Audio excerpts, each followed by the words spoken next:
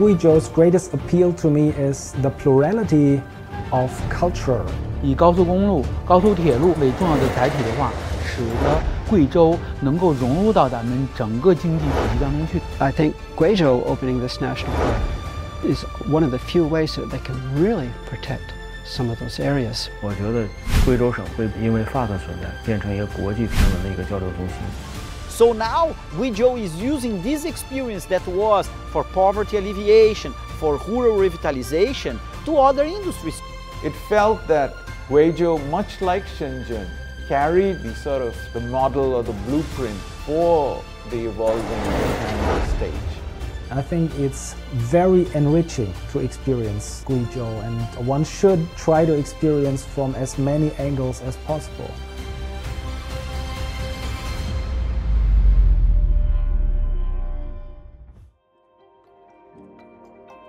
My general impression on Guizhou is it's one of the places in China that, and also in the world, that I favor the most. Guizhou has had a great development over the last 20 years, very fruitful revitalization of the ancient local traditions of all of these minority groups in Guizhou. So the nurturing of philosophical thought and the efforts to create a center for young Ming thought. So I've made so many friends there.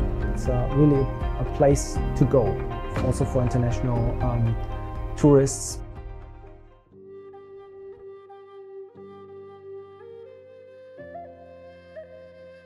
When I visited Guizhou province in 2005, I also got attentive on Wang Yaming and his thought, and I started to become very interested in it. Actually, Wang Yaming was already a high-ranking official at the imperial court. He seems to have been a very moral-driven person, also in this political context. I think he had handed in some petition to complain about another high-ranking official who was not behaving in the way that they should in their positions. But this letter that he had sent to the emperor got into the wrong hands, and so the story goes that actually in the end Wang Yaming was banned to Guizhou province. And at the time Guizhou province was quite a kind of a remote place in comparison to other Chinese provinces.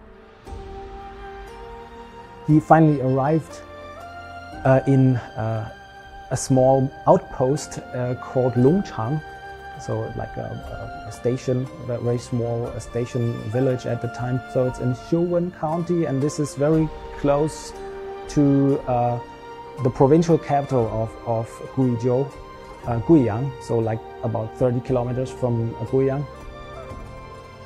But actually we might say that this kind of secluded phase in his life, it did him good in the sense that he was not indulged in any other affairs, so he could think very deeply about his own philosophy, his prior path, his prior development.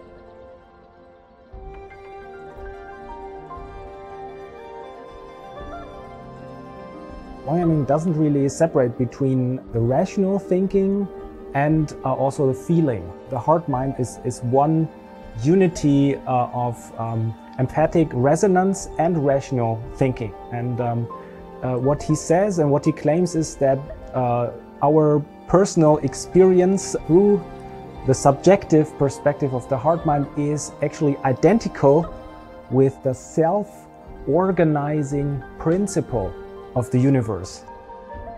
And then Wang Yaming tells us that actually the knowing and actively going through certain situations are actually two sides of the same coin. Or a true knowledge or true knowing as a process has to be related to a valid action on the other side. Otherwise, it's not true knowledge. And Wang Yaming says that actually the good knowing is the appearance of this inherent self-organizing process of the universe in our human consciousness, in our mind. And he says that we have direct access to this good knowing in every second of our life, although we are not self-reflective, so we forget that we have this access. But he says we can always turn to that source of the universe and of life, which is in ourselves. And from there we always find a proper answer how to deal with a particular situation, a particular problem. Of course, Wang Yaming is on one side presenting us with the essence of Chinese thinking. There are not only Confucian elements, but he was also able to absorb useful ideas and elements from Buddhist and Taoist thinkers, and even other philosophies from Mohist philosophy, for example, which he criticized and then also transformed by criticism. From there he was able to reintroduce the idea of universal love, how to realize a society which is following this ideal of creating circumstances in the family, but also the wider social context that further universal well-being, happiness of the people as a whole. These ideas have been followed by Wang Yaming from a Confucian angle, but a very advanced Confucian angle.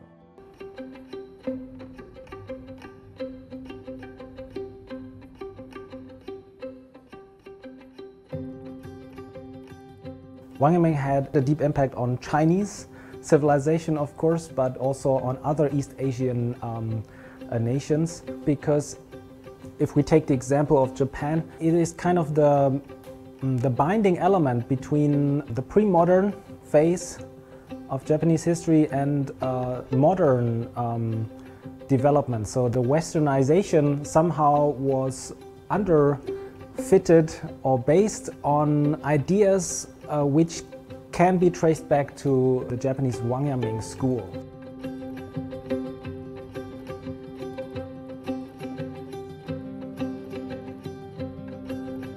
I have also visited Lungchang, where Wang Yaming has lived, and also in Shouwen County they have developed certain ways to nurture the cultural memory of Wang Yaming, and there's a famous cave, for example, Yangming Cave, where Wang Yaming has lived, and you could also find the calligraphy of important people of the 20th century.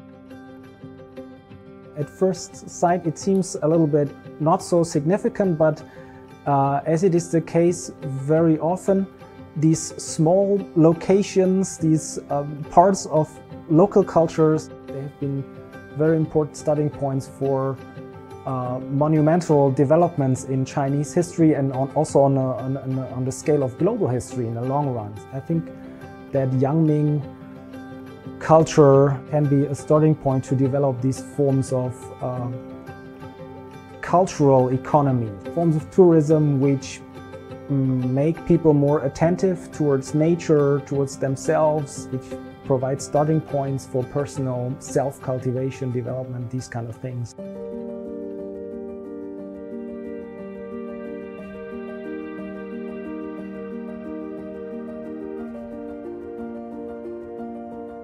I think it's important to raise the awareness of the descendants of people who have nurtured these intangible heritages for thousands of years, to continue these intangible heritages. I think it's very interesting to see here these efforts to keep these particular traditions, for example, of creating beautiful embroidery or silver jewelry or wooden masks and whatever kind of great traditions there are, to connect these traditions and forms of art and culture with modern ways of creating e-commerce based markets. So to integrate modern technology, e-commerce, the internet with these traditions to provide a market, a China-wide market or even global market for these products, to keep these traditions alive.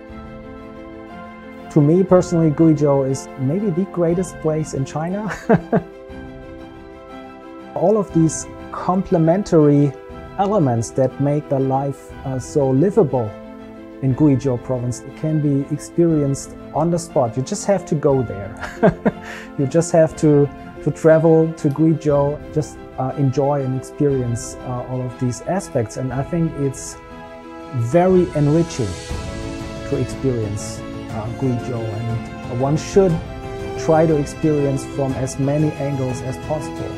A very enriching place in the world, inside China, which is meaningful for your own life experience, for your personal development.